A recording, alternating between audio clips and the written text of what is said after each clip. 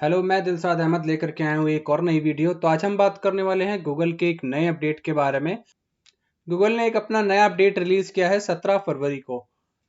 Google ने जो अपना अपडेट निकाला है वो निकाला है 403 और 404 एरर्स को यूज ना करने के लिए, या 403 या 404 पेजेस को यूज ना करने के लिए, जिससे रेट लिमिटिंग है वो कम हो सके। गूगल ने अपने गूगल सेंट्रल की वेबसाइट पे ये अपडेट निकाला है। तो चलते हैं सबसे पहले गूगल सेंट्रल की वेबसाइट के ऊपर। तो हम आ गए हैं गूगल सेंट्रल की वेबसाइट के ऊपर। जैसा कि आप देख सकते हैं, यहाँ पे गूगल ने 17 फरवरी को ये अपडेट रिलीज किया है, जिसमें वो कह रहा है कि डू नॉट यूज 403 और 404 फॉर रेट लिमिटिंग। तो 403 और 404 क्या होता है? अगर हम बात करें 403, तो सबसे पहले हम जान लेते हैं 403 क्या होता है। तो जैसे आप देख सकते हैं, 403 एरर होता है फॉरबिडन।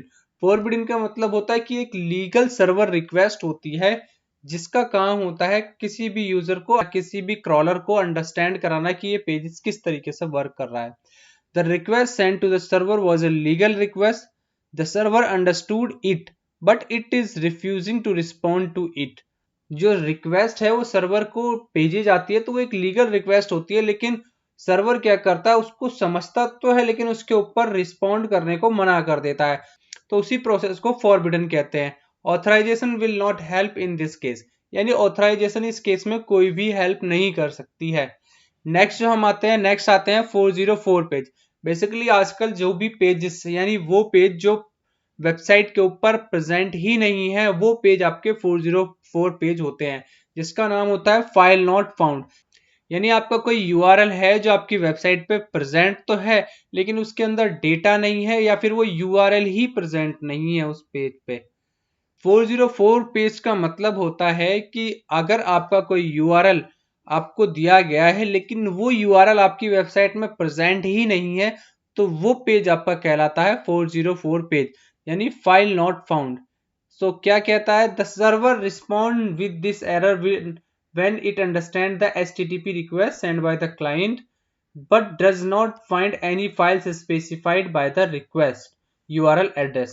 ये वही कह रहा है कि अगर आपने कोई URL पे क्लिक किया है और वो URL आपकी वेबसाइट पे फाइंड नहीं होता है, यानी आपको दिखता नहीं है, तो उसी चीज को ये कह रहा है 404 page. No indication is given in the server response if the condition is temporary और परमानेंट। यानी सर्वर जो है कोई सा भी रिस्पॉन्ड करने में बिल्कुल मना कर देता है, चाहे वो कंडीशन टेम्परेरी में हो या फिर परमानेंट हो। जो गूगल ने अपनी वेबसाइट या अपने जो ब्लॉग्स के अंदर लिखा है, वो क्या कहना चाह रहा है? Over the last few month we notice uptick a website owner and some content delivery network attempting 404 और 4xx क्लाइंट एरर।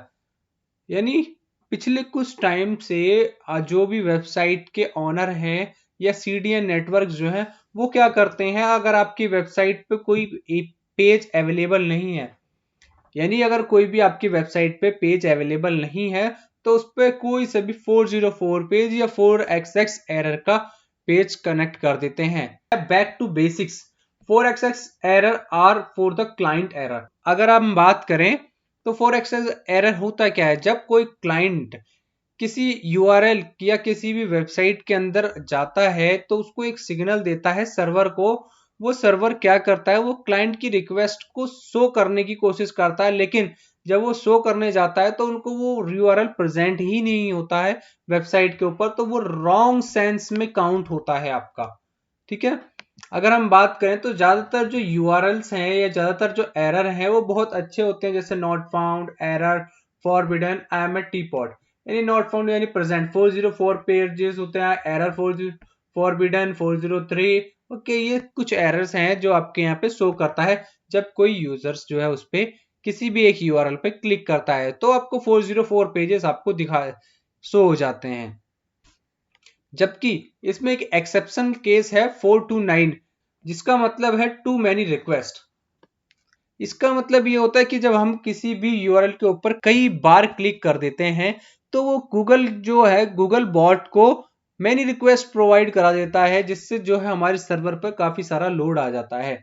ठीक है, तो वो जो कहलाता है वो कहलाता है 429 error. This error is a clear signal to any well-behaved robot, including our beloved Googlebot, that it need to slow down because it overloading the server. Next हम बात करते हैं why 4xx error are bad for rate limiting Googlebot except 429। यानी ये जो question किया गया है, इस क्वेश्चन में कह रहा है कि क्यों 4xx एरर जो है गलत है रेट लिमिटिंग के लिए गूगल बॉट के लिए। ठीक है, सबसे पहले अगर इसमें हम बात करें, क्लाइंट एरर को एरर ही कहता है, वो ये नहीं समझता कि वो 401 है, 402 है, 403 है, 404 है या 4xx कोई सी भी एरर है। उसके हिसाब से, क्लाइंट के हिसाब से वो 404 एरर है या 403 वो सिर्फ एक एरर है। ये जो बेसिकली होता है, they generally don't suggest an error to the with the server. Google कहता है कि कोई भी ऐसा सेंसिबल पार्ट नहीं है 404 पेज के अंदर जो उसको ओवरलोड को कम कर सके। गूगल कहता है कि अगर आप इमेजिन करो कि आपके सामने जब आप कोई एक पेज को, या आपका कोई फ्रेंड है जो एक्सीडेंटली 404 पेज के ऊपर डाइवर्ट हो जाता है, तो वो गूगल क्या करता है कि डायरेक्ट ही उसकी वेबसाइट का क्रॉलिंग को कम कर देता है, जिसका मतलब होता है कि that was a pretty bad, बहुत बेकार है, and that goes for 403, 4010 and 4018 error. Next जो गूगल कहता है वो कहता है what rate limiting with 4xx does to Google bot. Rate limiting 4xx के साथ मिलकर गूगल बॉट के साथ क्या करती है। सभी 4xx एरर जो है वो क्रिएट किए जाते हैं किस कारण की वजह से, जब आपके जो गूगल के ऊपर आपका कंटेंट प्रेजेंट नहीं होता है। What worse if you also serve your robot.txt file with 4xx https state codes. यानी अगर क्या होगा कि जब आप ही खुद अपने robot.txt फाइल के अंदर कोई 4xx पेज को या यूआरएल को आप इनबिल्ड करेंगे, it will treat as a it didn't exist. इसका मतलब होगा कि वो एग्जिस्ट ही नहीं करता है आपकी वेबसाइट के ऊपर। If you had a rule that they are disallowed crawling your dirty laundry, ना Google would also know about it. यानी अगर आप पहले ही गूगल क्रॉलर को पहले से ही आप डिसअलाउ का इंडिकेशन दे देते हैं तो वो बहुत अच्छा होता है। नेक्स्ट जो आता है वो कहता है how to reduce Google bot crawl rate the right way. कैसे हम गूगल बॉट के क्रॉल रेट को कम कर सकते हैं, उसका सही तरीका है। इसमें गूगल कहता है कि हमें कुछ डॉक्यूमेंटेशन बनानी होगी, जैसे किस तरीके से हम गूगल बॉट के क्रॉलिंग रेट को कम कर सकते हैं, हम किस तरीके से गूगल बॉट को हैंडल कर सकते हैं अलग अलग एचटीटीपी स्टेटस को रीड करने के लिए एंड चेक करने के लिए। जैसे use search console for temporary reduce crawl rate, यानी सर्च कंसोल को हम यूज करके टेम्परेरी रिड्यूस कर सकते हैं क्रॉल रेट को। और अगर हम रिटर्न करें 500, 503 और 429 एचटीटीपी कोड को गूगल बॉट को, तो ये आपकी वेबसाइट जो है क्रॉल होगी फास्ट। और साथ के साथ अगर आपको हमारी जानकारी अच्छी लगी है तो आप हमें लाइक कीजिए, शेयर कीजिए, सब्सक्राइब कीजिए, और अच्छी अच्छी वीडियो को देखने के लिए आप हमें सब्सक्राइब कर सकते हैं। Thank you.